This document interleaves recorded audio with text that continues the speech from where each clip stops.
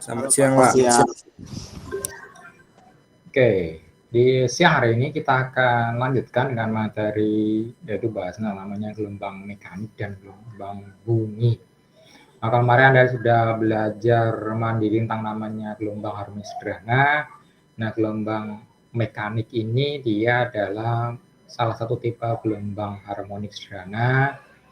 Ya, kurang lebih sama seperti GHS, tapi perbedaannya apa? Ya, kita akan lihat sebentar lagi. Oke, saya share screen saya dulu.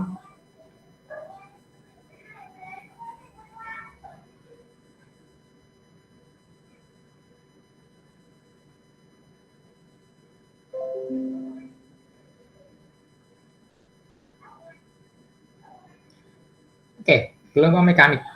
Gelombang mekanik ini dia merupakan suatu bentuk gelombang harmonik juga, tapi secara spesifik gelombang mekanik ini dia seolah-olah membuat suatu objek itu dia berpindah.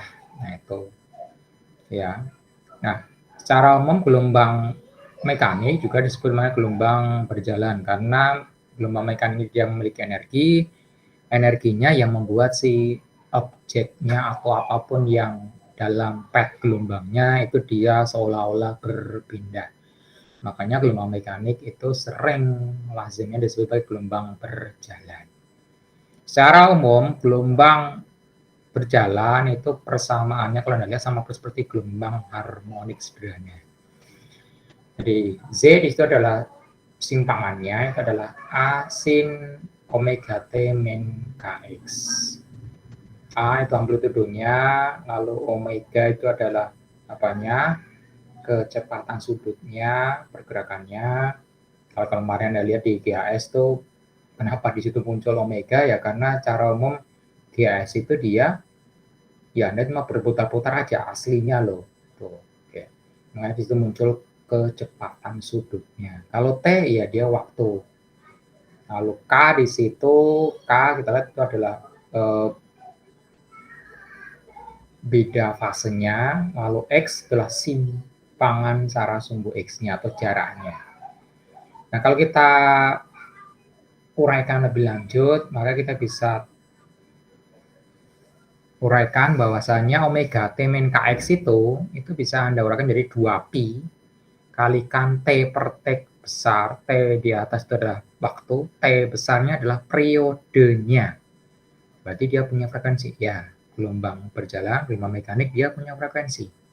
Dikurangi X per lambda. Lambda itu apa? Lambda itu panjang gelombangnya satu periode berapa. Lalu X itu adalah apa ya? Posisi ketika T. Jadi karena si gelombang ini dia membuat suatu dia berjalan, maka X-nya itu dia berubah-ubah. Ya, itu. Nah, dari situ makanya bisa apa kan? Ya, Anda bisa dari simpangan Z itu ketemu kecepatan. Anda turunkan lagi. Sin turunannya cos. Terhadap apa? Terhadap T. Lalu kita punya apa? Omega A cos omega T min Kx. Percepatannya Anda turunkan lagi. Cos itu adalah min sinus. Berarti kita punya apa? Min omega kuadrat kalikan A sin omega T min Kx. Nah, itu. Atau kalau Anda lihat di situ, itu A sin omega T min Kx itu apa? Itu simpangan. Berarti percepatan adalah minus omega kuadrat kalikan simpangannya. Itu ya. Itu rumus dasar gelombang mekanik apapun itu. Nah, tadi kita ada namanya omega T min Kx itu apa sih? Di situ ada nama sudut fase, ada fasenya sendiri, ada beda fasenya. Nah, yang di sini di belakang sin itu, belakang cos, sin, ini ya segede itu adalah sudut fase. Sering Anda cuma jumpai sebagai theta. Nah, itu. Terus yang ini itu adalah komponen fasenya. Tuh ya. Toh kalau di sini kita lihat itu dikasih itu apa kalau nggak salah namanya ya, simbolnya. Jadi fasenya ya T per T besar min X per lambda. Apakah ada satuannya? Tidak ada satuannya. Fase itu dia cuma ngapain? Cuma menunjukkan kelipatan dari si 2pi itu aja. Lalu beda fase itu adalah selisih posisinya terhadap apa? Lambdanya. Itu beda fase. Jadi jangan terbolak-balik ya, itu aja. Segede ini adalah sudut fasenya, lalu ini adalah apanya? Fasenya sendiri. Lalu beda fasenya ya dia adalah perbedaan antara posisi X yang terakhir dikurang dengan posisi X awalnya dibagi dengan lambdanya. Oke, itu persamaan umum dasar daripada gelombang berjalan atau gelombang mekanik. Setelah sini, sebuah gelombang merambat ke arah sumbu X positif, berarti naik duluan, ya ke kanan ya, X-nya. Kecepatan rambatnya V 5 meter per sekon. Terus dia punya frekuensi 10 Hz.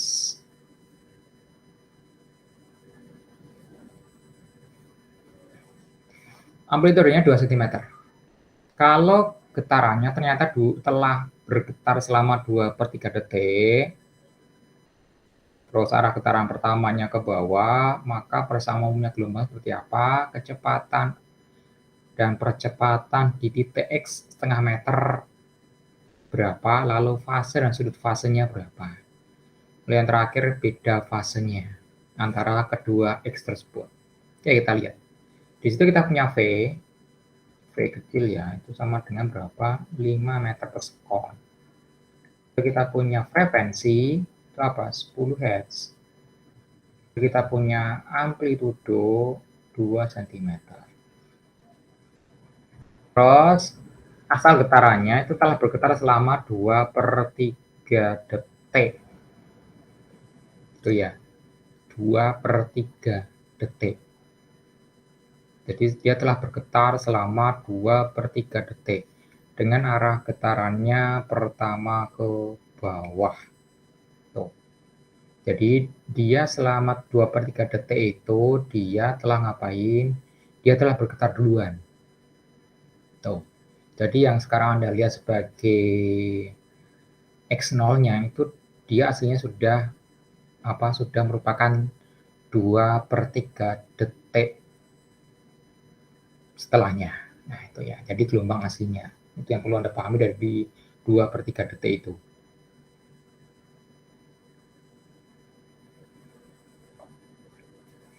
Oke, jadi saya kasih aja telah bergetar 2/3 detik. Oke, tadi persamaan umumnya ada A sin omega T min Kx. Atau A sin 2pi T kecil per T besar min X per lambda. Kita punya di situ V, velocity, kecepatan 5 meter per sekon. Lalu kita punya frekuensi, itu adalah 10 Hz. Maka dari situ kita bisa ngitung apanya? Kita bisa ngitung apa? Lambdanya. Nah, itu ya.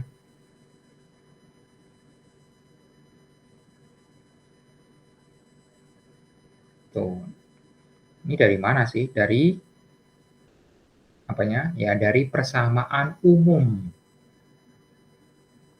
kecepatan terhadap frekuensi itu ya. Jadi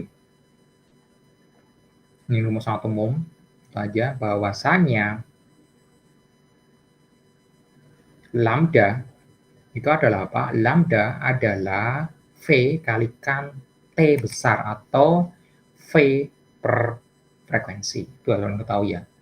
Lambda sama dengan V per frekuensi atau V frekuensi itu dia apa? seper periode. Berarti kita kalikan di sini. Kalikan T besar itu V kecil harusnya. Nah, itu. Nah, dari sini kita bisa hitung apanya? Lambdanya. Itu ya. Lambda berapa tadi? V-nya 5 meter per sekon. 5 dibagi frekuensinya berapa? 10 Hz. Berarti kita punya lambda berapa? 5 dibagi 10, 0,5 meter. Oke, itu ya, itu lambdanya. Oke, lambda ada periodenya berapa? Nah, itu periode T besar itu berapa? Ya, per F. Berarti kalau kita punya frekuensi 10 Hz, berarti 10. Berarti 0,1 detik. Oke, kita bisa langsung nyusun apanya? Nyusun persamaan gelombangnya. Y kecil ya, sama dengan A dikalikan sin dalam kurung 2 dikali V ya, V dikalikan apa? T kecil per T besar, terus tadi itu min X per lambda. Oke, ya kita masukin aja. Sekarang kita punya samaan tuh ya, tunggu ya. Kita telepon langsung.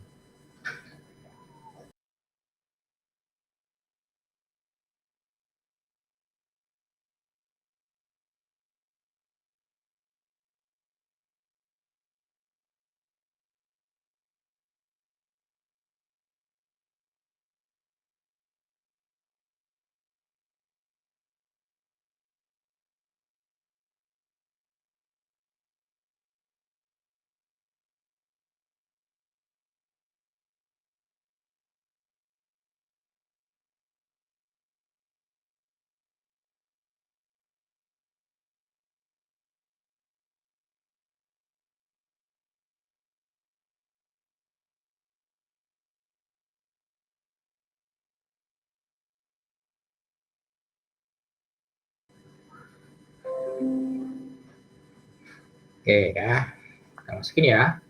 Berarti Y sama dengan amplitudenya 2 cm, berarti 0,02. Ingat, di situ dia meter ya.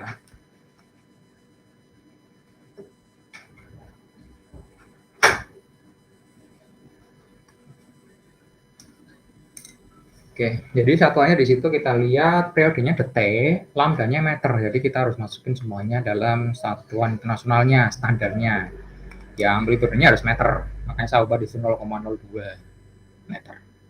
Kalikan sinus, kalikan 2. Ini ntar saya ubah dulu pinnya ini, enggak. Mana insert simbol. Nah, ini simbol. Kalau nggak equation, simbol aja. Simbol mana ya, pi? Pi itu juga Greek.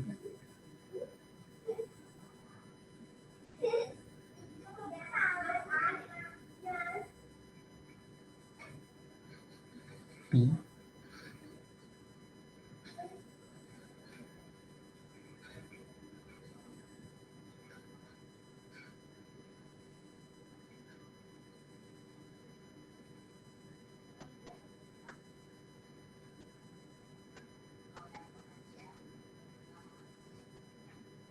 Oke, ini pi. Pi. Oke, 2 kalikan pi. 2 dikali pi kali T kecil. T itu adalah waktunya ya. Itu variatif. Per T besar, berarti itu apa? T besarnya 0,1 dikurangi X. X adalah posisinya. Yang ini variatif juga. Kurang bagi lambdanya. Lambdanya berapa? 0,5 meter. Oke, ini bisa Anda ya sederhanakan lagi lah. 0,02, ini satu sini aja ya.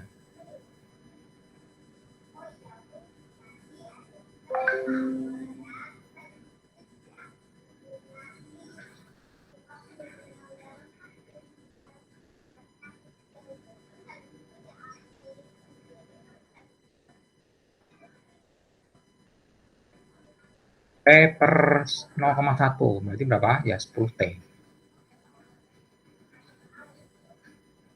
X per 0,5 apa?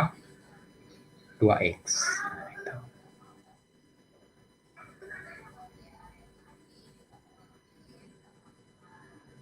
Oke, nah jadi pertamanya ini. Oke ya. Persamaan.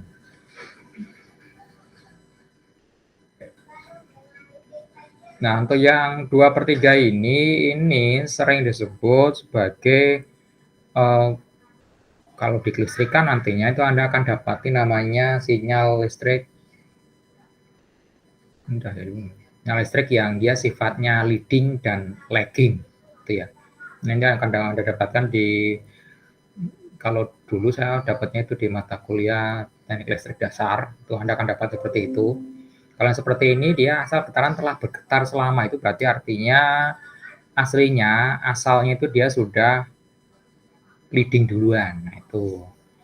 Tuh ya. Nanti kalau di listrik Anda akan dapatkan banyak seperti ini. Ada yang leading, ada yang lagging, itu aja.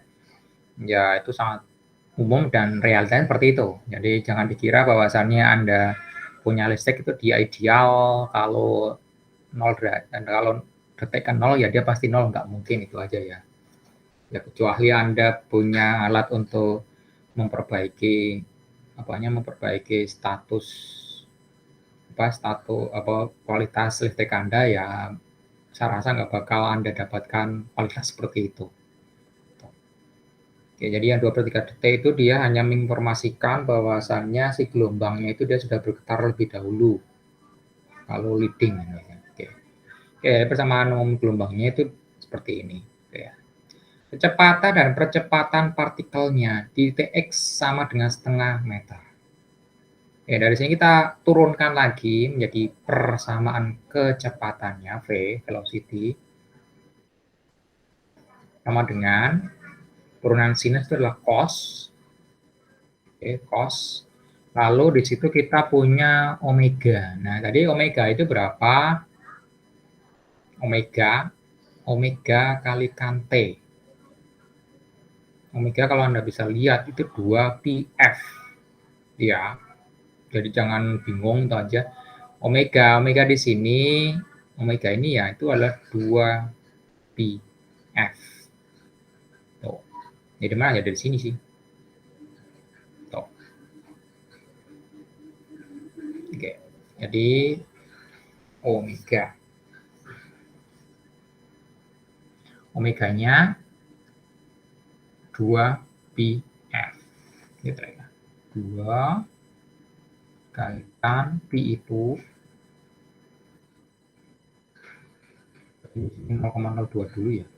0,02 dikali 2pi kalikan frekuensinya berapa tadi? 10 Hz omeganya. Kita tulis saja di sini biar gampang ya. Ini mana insert symbol omega.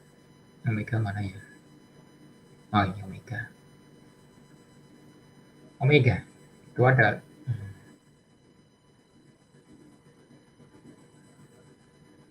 omega, bukan omega yang tadi itu. Omega 2 kalikan pi ini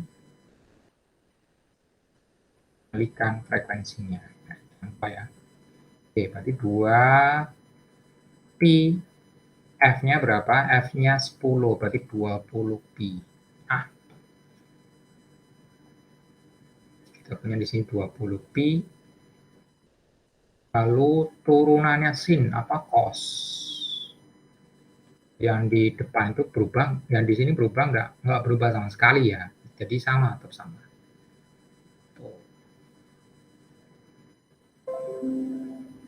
Itu kecepatannya. Kalau percepatannya Anda tinggal turunkannya dari sini juga. Di dalam cos itu tetap sama.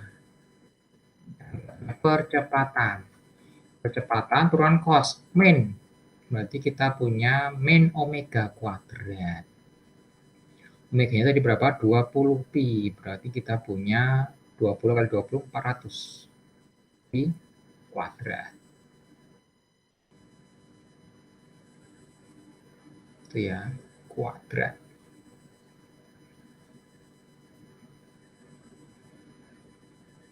Kuadratnya ada square. Terusnya ada oke. Oke, 2pi kuadrat. Cosnya jadi main sin. Bawah sini. Sinusnya saya keluarin di situ jadi main sin. Yang ini sama persis. Ini samaan umumnya. Ada samaan untuk simpangannya, samaan umum simpangan gelombangnya. Lalu di situ ada velocity-nya. Dan yang terakhir kita punya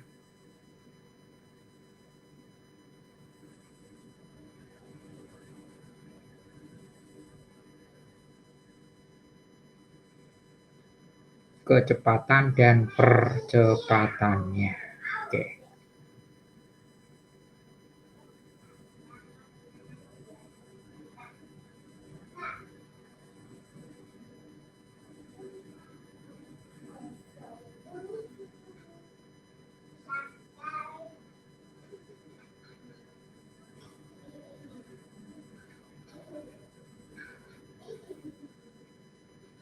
Oke. Nah, lalu yang menghitung ini bagaimana? Ya, kita tentukan dulu. Di situ ditanyakan X-nya pada saat X sama dengan setengah meter. Pertanyaannya itu sih. Nah, di sini kita punya T dan X. X-nya ada setengah meter. Lalu T-nya dari mana, Pak? Ingat, ini gelombangnya berjalan. Berarti kalau dia berjalan, dia punya kecepatan. Nah, kecepatannya berapa? Lah, ini kecepatannya. 5 meter per sekon. Oh, berarti kalau dia 5 meter per sekon, ketika dia menempuh setengah meter, berarti dia butuh berapa? Ya, waktunya setengah dibagi dengan 5. Berapa? 0,1 detik. Nah, itu ya. Jadi Anda hitung dulu. Saat X sama dengan 0,5 meter, maka T-nya, nah ini T-nya, ya X per V. Berapa? 0,5 dibagi 5 meter per sekon. Apa itu? 0,1 detik. Nah, masukannya ke situ. Kecepatannya, berarti 0,1 detik sama 0,5 Anda masukin ke perumusan yang di atas itu. P-nya berarti berapa itu?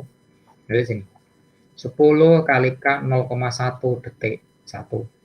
Dikurangi 2 kalikan X-nya. Berapa? 0,5. 1. 1 kurangi 1, 0. 1 kurangi 1, 0. Cos 0 berapa? Cos 0, ya 1. Berarti kecepatannya, ya ini kecepatannya. Nah, cuma itu aja. Silahkan hitung berapa lah.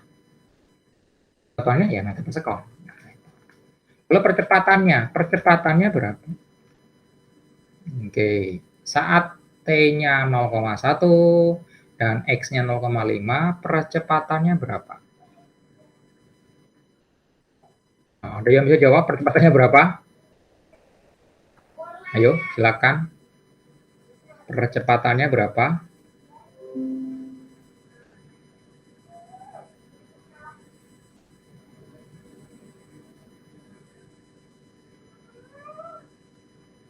Percepatannya berapa? Pada saat T sama dengan 0,1 detik dan X-nya 0,5 meter.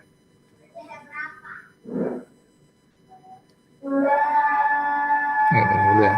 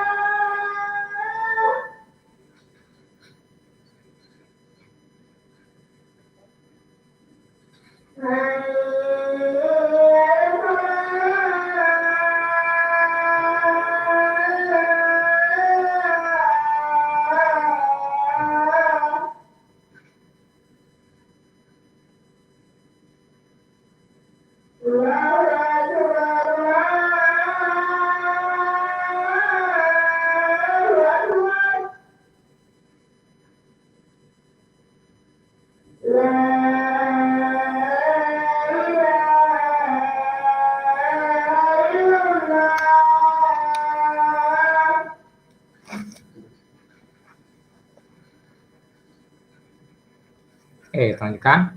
Nah, berapa itu percepatannya? Ada yang mau jawab, silakan. Percepatannya.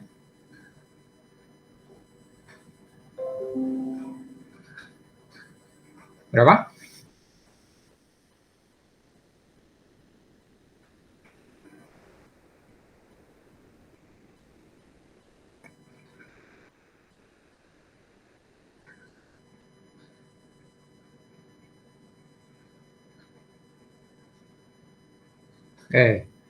Kalau di situ kita lihat sudutnya yang di sini itu 0. Berarti kalau si 0 ya 0. Jadi percepatan saat itu berapa? Ya 0. 0 meter per sekon kuadrat. Nah, itu ya.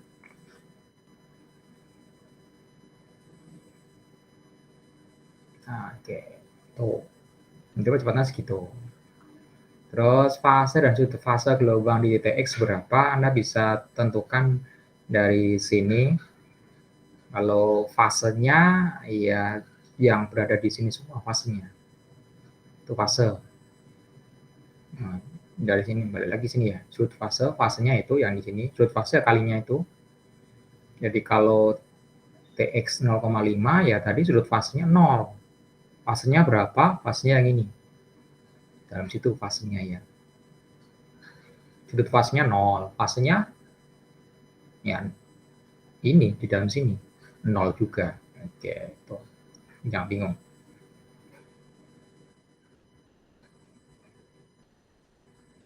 Oke. Nah, gelombang mekanik karena dia membawa sesuatu dan dia bisa mengalami namanya leading maupun lagging, maka terkadang gelombangnya itu dia menghasilkan gelombang baru, namanya gelombang stasioner. Nah, ini ilustrasi daripada gelombang stasioner. Jadi gelombang stasioner itu dia merupakan perpaduan dua gelombang atau lebih, nggak hanya dua ya, tapi minimal dua. Tuh, yang fasenya itu dia beda.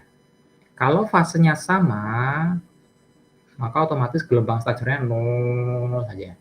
Nggak ada. Gelombang stasioner ini muncul ya karena ada beda fase. Contoh di sini, itu dia gelombang yang atas itu segitu aja dia. Tapi dia hasilnya kalau Anda lihat itu, dia ya ada beda fase antara yang bawah ini. Karena ada beda fase antara bawah dan yang atas, maka muncul gelombang yang baru seperti ini. Nah, ini. Gelombang yang baru ini, ya dia frekuensinya sama.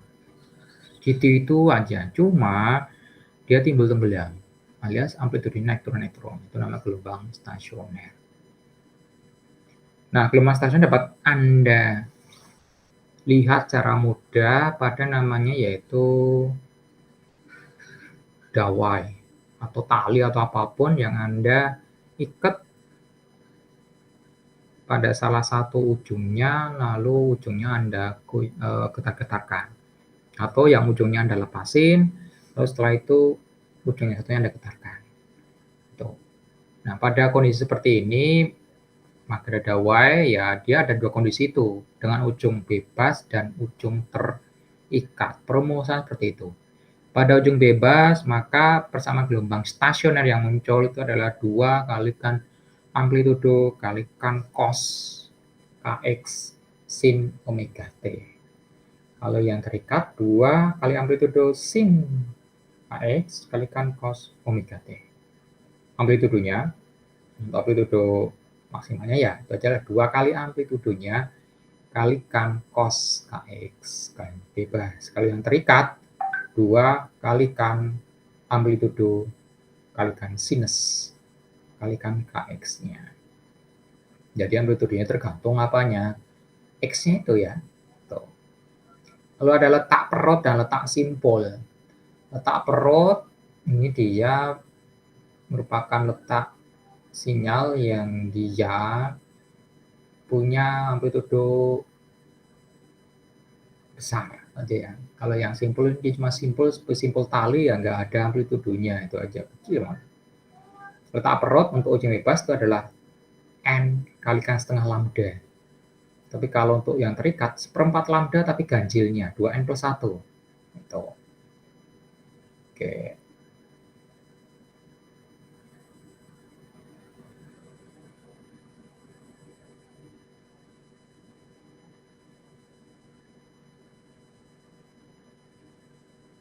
Terus letak simpulnya seperti apa? Letak simpulnya kalau untuk yang bebas terbalik dengan yang terikat.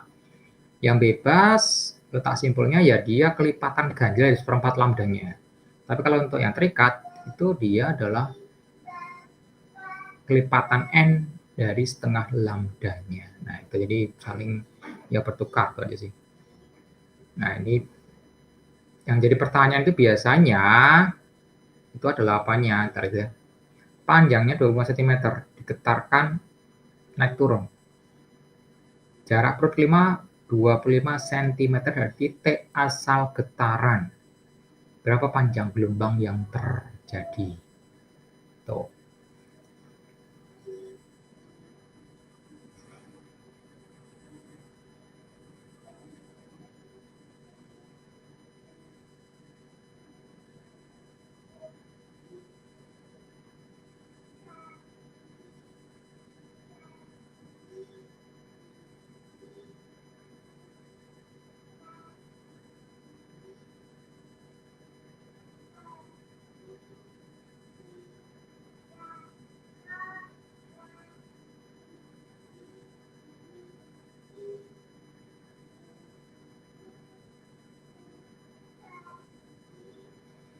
Oke, kita lihat. Ini dia bebas bergerak, berarti kita pakai perumusan yang bagian sini.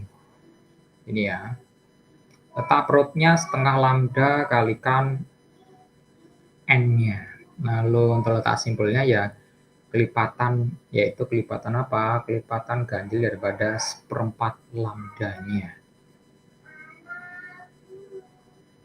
Oke, kita masuk sini aja.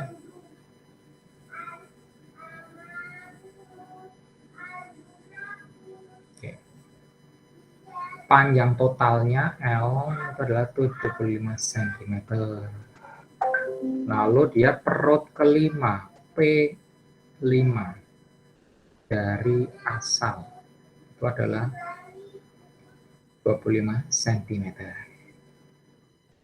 Oke. Lambdanya berapa? Nah, itu pertanyaannya. Lalu jarak simpul ketiga dari asal itu berapa? Oke. Yang perlu Anda perhatikan bahwasannya untuk jarak perut dan simpul itu semuanya dihitung dari ujung pantulnya, bukan dari ujung asal getarannya. Itu yang perlu Anda perhatikan baik-baik ya. Tuh, berarti yang dalam rumus ini, jarak letak perut, letak simpul itu dihitung dari ujung pantulnya, bukan dari asal getaran seperti ini. Berarti kalau di situ ada informasi bahwasanya perut kelima itu dia adalah 25 cm dari asal getarannya, maka aslinya itu jaraknya 50 cm dari ujung pantulnya. Itu yang dipakai di rumusnya itu. Jangan salah, asumsi itu aja. Oke. Berarti kalau itu bisa hitung, kita P perut kelima itu aslinya 50 cm. Dari mana? Dari ujung pantulnya. Itu perut kelima, ujungnya bebas. Berarti perutnya N kalikan setengah lambda. N-nya berapa? 5.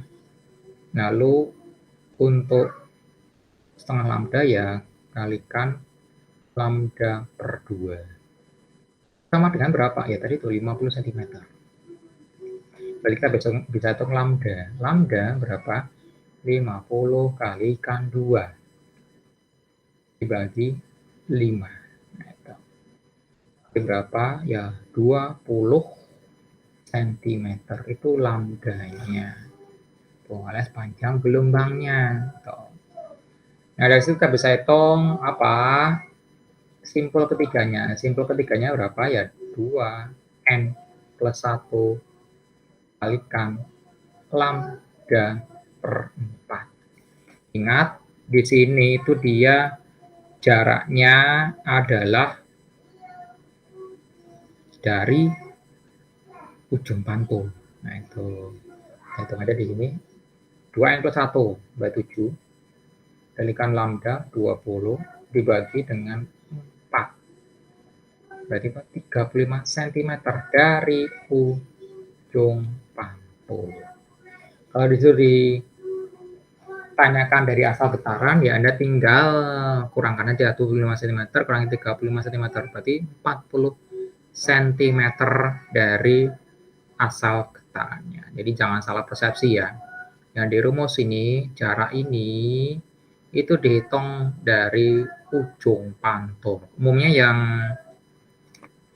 salah-salah itu dia asumsinya bahwasannya jarak itu dari mana? Dari asal getaran, bukan. Tapi jarak di rumus itu, X ini, letak perut simpul ini dihitung dari ujung pantul. Itu ya. Tuh.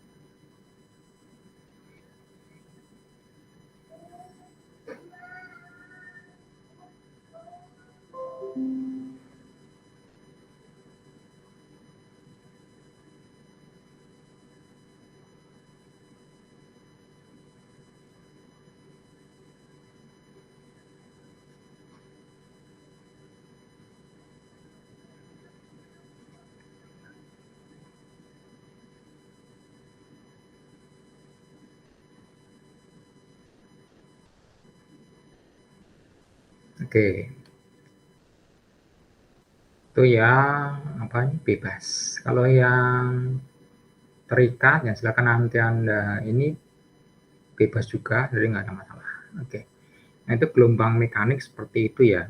Jadi ya dia gelombang harmonis juga, cuma dia membawa energi. Itu aja. Contoh paling umum Anda temui di tepi pantai, tepi sungai itu pasti nongol gelombang mekaniknya.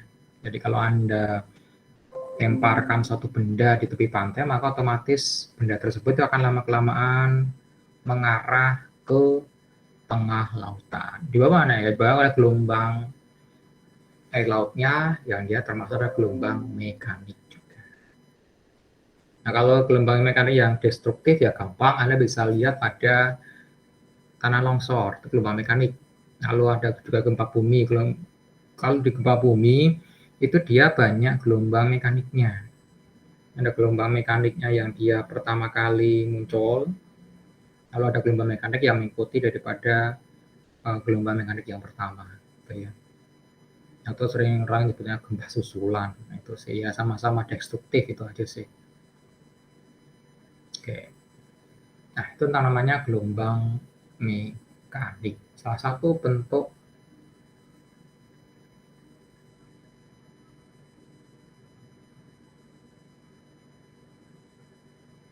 gelombang harmonis yang dia memiliki energi yang dapat membuat sebuah objek itu dia berpindah dari satu posisi ke posisi lainnya.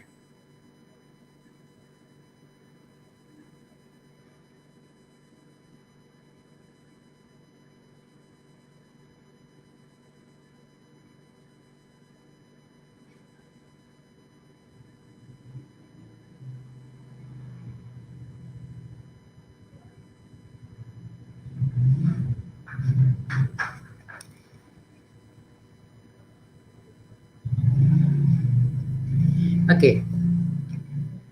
Nah, itu untuk materi gelombang mekanik. Nah, sekarang kita lihat lagi gelombang harmonis, tapi ini gelombang ya boleh katakan yang sangat umum Anda temui, jumpai setiap saat juga Anda temui, yaitu namanya gelombang bunyi, ya. Oke, gelombang bunyi. Nah, gelombang bunyi ini adalah suatu yang natural bagi manusia kapanpun, dimanapun, hampir setiap saat Anda bakal ketemu dengan gelombang yang satu ini. Kalau tadi kita udah lihat ada namanya dawai, di situ ada bunyi nada perut. Kalau ada simpul ya ini perut, anti note, lah yang ini note, gitu ya. Nah, gelombang bunyi efeknya banyak, salah satunya resonansi. Resonansi dia bisa menghasilkan gelombang yang frekuensinya itu merupakan kelipatan daripada frekuensi asalnya.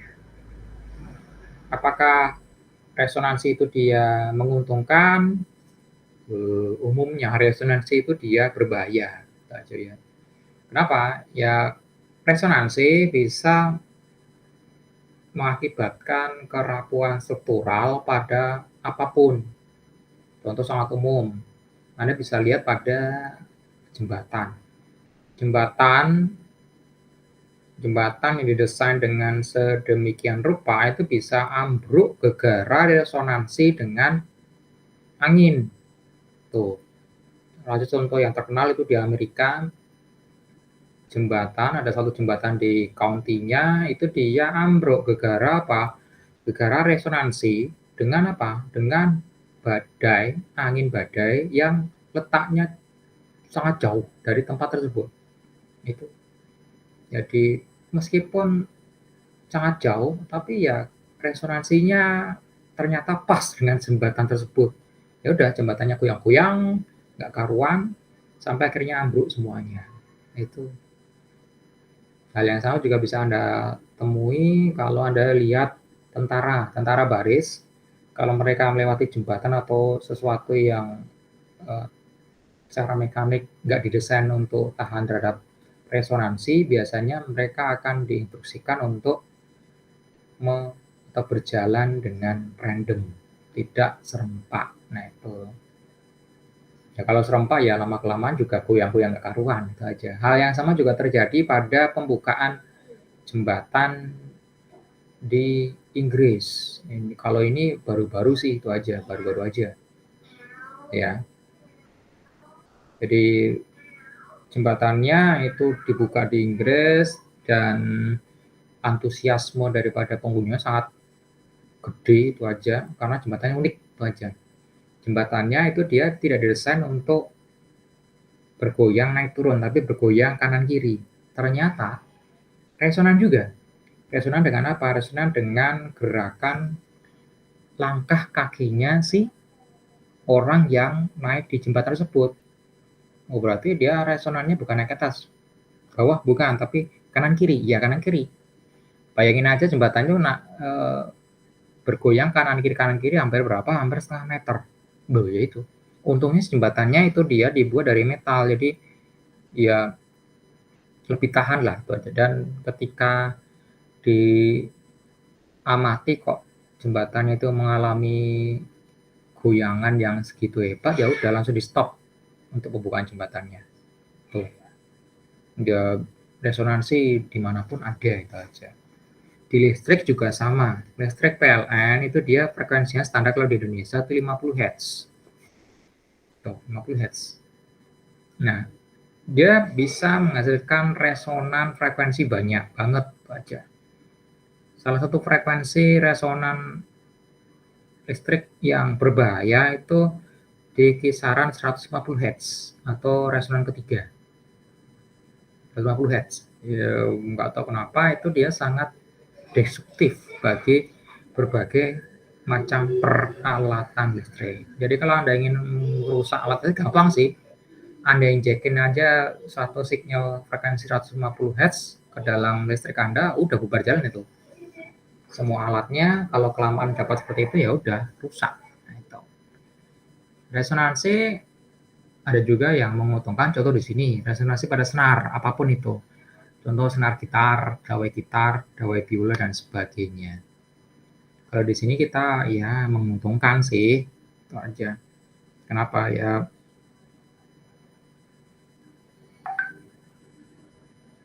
Tunggu ya, ada telepon lagi.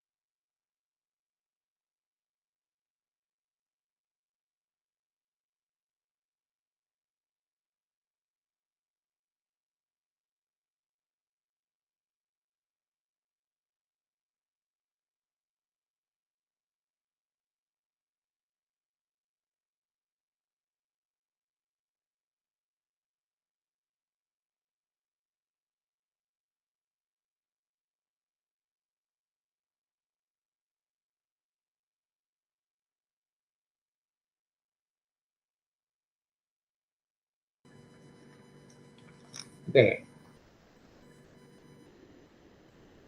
oke. Tadi sampai di sini resonansi. Nah, ini perumusan untuk resonansi pada sebuah dawai atau senar. Dia ada nada dasar, itu nada paling dasar itu aja ya, nada pertama tong itu aja. Tuh. Lalu resonan pertamanya itu nada atas pertama, oktav pertama, F1 itu sebesar lambdanya, panjang senarnya. Kalau ada petek itu aja ya. Terus yang nada atas 2, 3/2, tahap setengahnya, lalu naik lagi setengah lambda terus. Oh, jadi nada dasarnya F0, nada atas pertama F1. Tuh. Naiknya setengah lambda. Tuh. Kalau untuk frekuensinya dia adalah V/2L. Nada dasarnya, untuk frekuensi dasarnya, frekuensi nada pertamanya V/L, lalu setelah itu dia 1,5 V/L, lalu 2 V/L. Atau ya dia adalah 2 kali daripada nada atas pertamanya. Nah, itu ya. Nah, resonansi dia bisa terjadi pada 2 kondisi, pada suatu benda ataupun media yang dia terbuka kedua endpoint-nya atau kedua ujungnya, atau pada medium yang dia tertutup. Tuh, kalau terbuka ya lewat aja tuh gelombangnya. Tuh. Tapi kalau yang tertutup, maka dia akan mantul. Nah, seperti ini. Tuh ya. Ini contoh sangat umum Anda temui di peralatan musik, contoh seruling, contoh harmonika itu dia yang tertutup itu aja. Saksofon dan sebagainya. Kalau yang ini kayak harmonika kalau salah, ya terlihat tertutup seperti ini. Kalau lihat di sini untuk yang terbuka itu dia kelipatannya berapa? Lihat 1, ini setengah lambda itu aja ya. Kalau yang ini untuk yang tertutup itu hanya muncul di kelipatan ganjil daripada si gelombangnya. Oke. Nah, ini resonansi pada pipa organa yang terbuka dan tertutup. Kalau yang tadi itu pada senar, kalau yang ini pada pipa. Bedakan antara senar dan pipa itu aja. Kurang lebih sama sih itu aja. Kalau yang terbuka Anda lihat setengah lambda sama. Kalau yang tertutup 1/4 lambda awalnya, lalu setelah itu naik setengah. Tuh. Oke, jadi Anda lihat itu cuma beda asalnya aja. Dasarnya setengah lambda, kalau yang ini 1/4 lambda, mulai muncul pertama kali nada dasarnya. Oke, silakan diurang-arik sendiri, itu hasilnya berapa. Sama juga. Nah, oke. Bunyi itu selamanya nggak mesti selalu seperti yang Anda dengar aslinya. Itu ya. Bunyi dia bisa berubah, iya bisa berubah. Ya contoh gampangnya lah. Anda ngomongin sesuatu ke teman Anda. Teman Anda ngomongin lagi ke temannya lain ngomongin teman lain, itu kan terusnya. Anda bisa cek sendiri. Dari apa yang Anda sampaikan ke teman Anda yang pertama sampai yang terakhir itu isinya apa, kontennya apa. Tuh, yang pasti dia terjadi distorsi. Bisa sedikit, bisa dia banyak. Bunyi juga sama sih. Tuh. Bunyi juga bisa mengalami namanya distorsi. Tuh. Distorsi rusak. Kalau di sini dia mengalami salah satu distorsi yang ya masih lumayan lumayan levelnya minimalis, yaitu namanya pelayangan. Ini pelayangan ini sangat umum Anda temui, contoh mobil sirine ambulan polisi. Mendekat ke arah Anda makin dapat apanya, makin dapat amplitudonya, makin kelihatan jelas frekuensi aslinya berapa. Tapi makin lama makin menjauh, amplitudenya makin kecil, nggak karuan, sampai akhirnya Anda nggak dapat mendengar sama sekali. Akhirnya frekuensinya hilang juga. Nah, itu ya. Itu pelayanan seperti itu. Nah, bunyi itu bisa macam-macam sumbernya. Kalau sumber cuma satu seperti itu, Ini contoh kalau Anda di depan speaker ya, itu cuma satu bunyinya. Maka untuk gelombang bunyinya, ya dia akan umumnya itu dia di transfer atau ditransmisikan bentuk konsentris seperti itu. Semakin Anda menjauh, maka otomatis untuk dB-nya atau desibelnya itu dia semakin mengalami pelemahan. Contoh di sini. Dia yang dekat dengan sumber bunyinya 0 dB. Tapi dia makin menjauh min 10, min 20, min 30 dan seterusnya. Jadi ya seperti itu untuk sebuah gelombang bunyi. Itu kalau dia. Bagaimana kalau bergerak? Kalau bergerak maka otomatis apa yang Anda receive atau apa yang Anda terima itu belum tentu aslinya. Ya sama tadi itu dia pasti mengalami pelayangan. Nah, pelayangan pada dasarnya itu adalah selisih antara frekuensi gelombang yang pertama dengan yang kedua maupun dengan yang lainnya. Ketika suatu sumber bunyi itu dia bergerak, maka otomatis akan ketemu namanya efek Doppler. Itu ya. Efek Doppler itu rumus seperti itu, Fp per V plus minus Vp sama dengan Fs per V plus minus Vs. V di situ adalah kecepatan rambat gelombang bunyi di udara bebas, meter per sekon. Ya.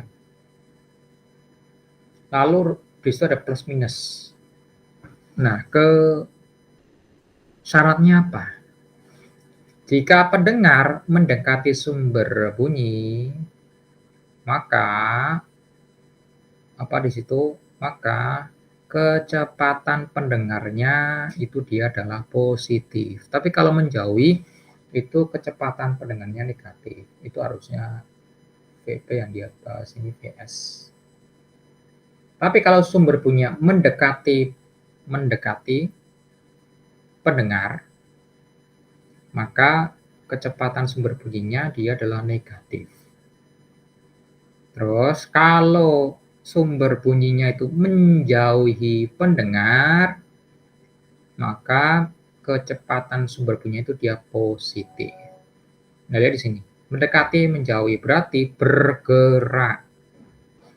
Ya, bergerak. Berarti kalau dia diam gimana? Ya nggak ada kecepatan. Mau menjauhi, mau mendekati, ya kecepatannya 0 aja. Nah, itu ya. Tuh. Oke. Perhatikan baik-baik untuk rule-nya itu. Kita lihat sini. Sebuah sumber bunyi frekuensinya itu 360 Hz.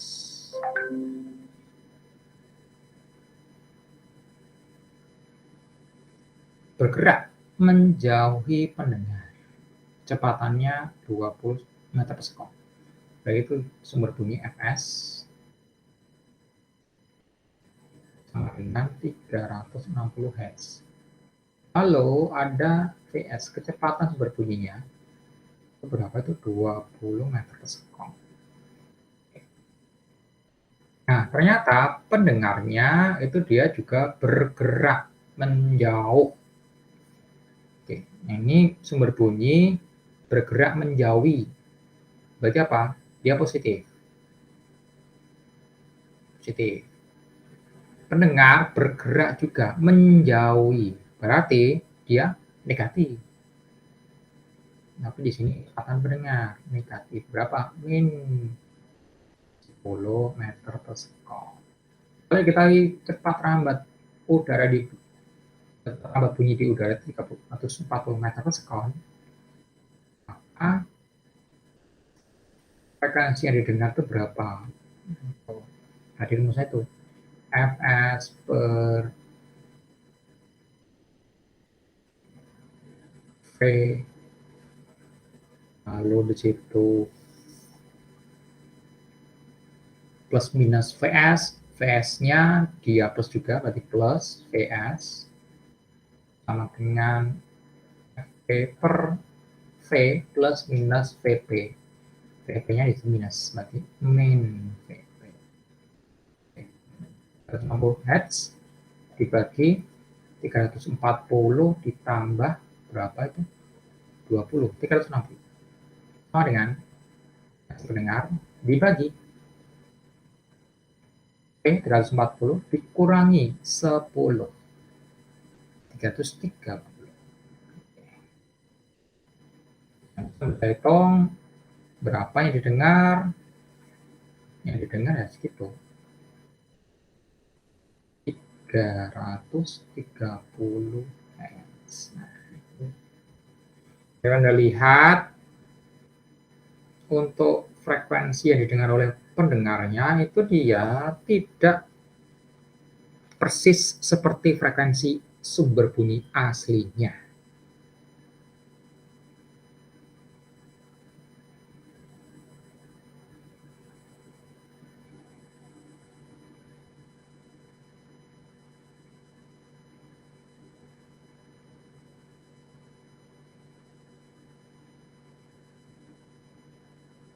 Tuh. Jadi kalau menjauhi frekuensi makin tinggi, sampai akhirnya dia sama persis seperti frekuensi sumber bunyi aslinya. Tapi kalau menjauh ya makin turun, sampai akhirnya Anda nggak dapat mendengar bunyinya sama sekali. Nah, itu. Sama persis seperti yang tadi. Ini juga sama.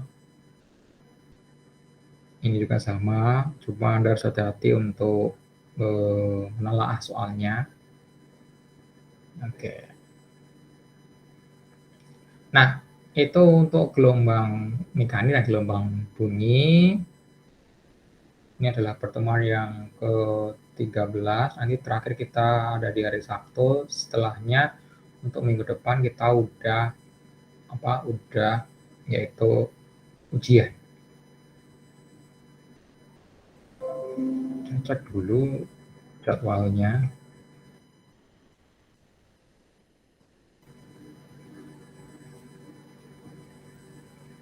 Ini adalah ujian Anda hari Senin tanggal 1 Senin ya, tanggal 1 Oktober itu jam setengah 12 mulainya. Nanti akan saya informasikan untuk format dan sebagainya. Untuk soalnya nanti akan muncul di spon, lalu Anda kerjakan di situ dan langsung akan dicek juga di spon juga. Jadi Anda akan langsung dapatkan nilainya di situ juga. Tuh. Untuk materinya apa aja, nanti akan saya informasikan sehingga Anda bisa mempersiapkan untuk UTS-nya. Oke.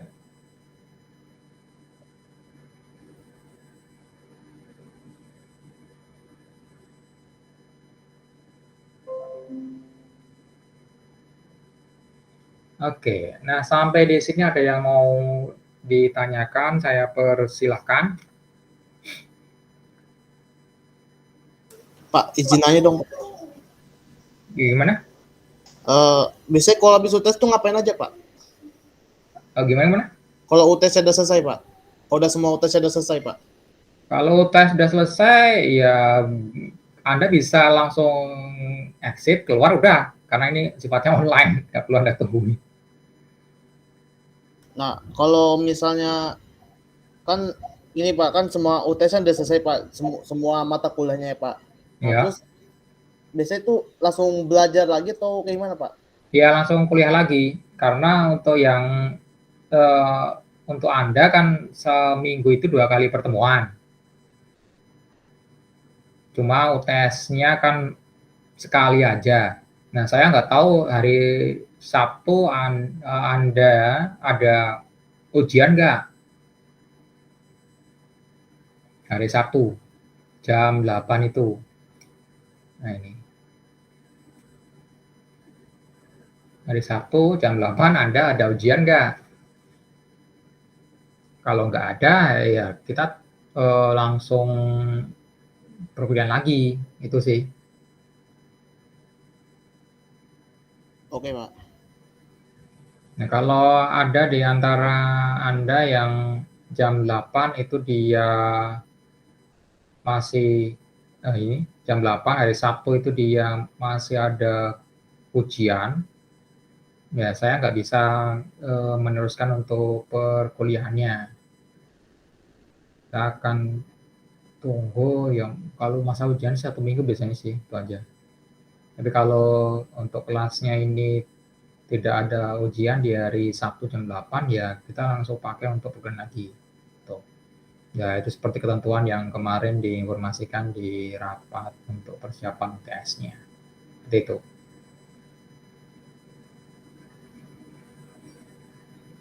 Oke, ada yang lain silakan.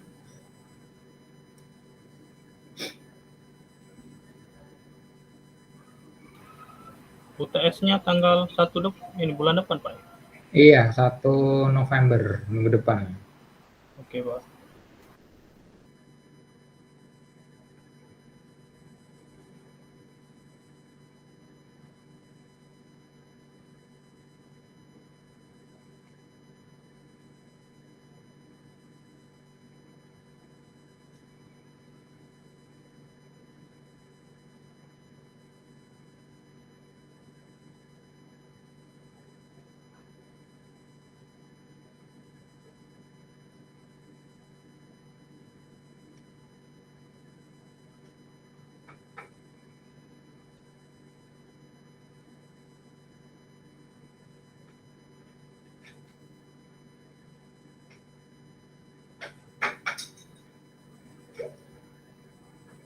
Oke, kalau tidak ada lagi pertanyaan atau belum ada pertanyaan lanjutan, saya cukupkan sekian untuk materi kita pada siang hari ini. Nanti kalau ada yang mau tanyakan silakan Anda informasikan lewat WA group yang sudah Anda ikuti. Nanti kita akan bahas di situ untuk solusinya. Oke.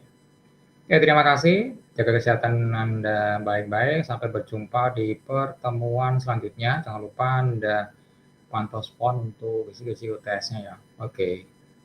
Terima kasih. Selamat siang. Siang, Pak. Terima kasih. Siang, Pak. Siang, Pak. Terima kasih, Pak.